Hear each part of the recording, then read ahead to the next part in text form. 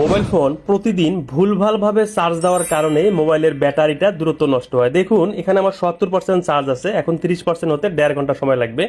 তো চার্জ দেওয়ার আগে অবশ্যই এই সেটিংসগুলো চালু করবেন। মোবাইলে থাকা সেটিংস অপশনটা খুঁজে বের করে ওপেন করবেন, খুবই গুরুত্বপূর্ণ কিছু সেটিংস। স্ক্রল করে একটু নিচে আসবেন, আসার পর দেখুন এই যে ব্যাটারি যে অপশনটা দেওয়া আছে, আপনারা এই ব্যাটারিতে ক্লিক করবেন। এখানে ক্লিক করার পর একটু নিচে আপনারা দেখতে পারবেন ব্যাকগ্রাউন্ড ইজেস, এখানে ক্লিক করে কর্নারে 3টা ডট আছে, এখানে ক্লিক করবেন। তারপর এই অপশনটাতে ক্লিক করবেন। তারপর এখান থেকে আপনার এই অপশনটা অন করে দিবেন। দেন এখান থেকে আপনারা ব্যাক করবেন, আবার ব্যাক করবেন। ব্যাটারি অপশনে চলে আসার পর একটু নিচে আসবেন, আসার পর দেখুন এই যে চার্জিং সেটিংস, এখানে ক্লিক করবেন। দেন সুপার ফাস্ট চার্জিং এটা আপনারা অন করে দিবেন। তারপর এখান থেকে ব্যাক করবেন। ব্যাক করে একটু উপরে দেখতে পারবেন আপনারা দেওয়া আছে এই যে দেখুন ব্যাটারি প্রোটেকশন, খুবই ইম্পর্টেন্ট, এটা আপনারা অন করে দিবেন।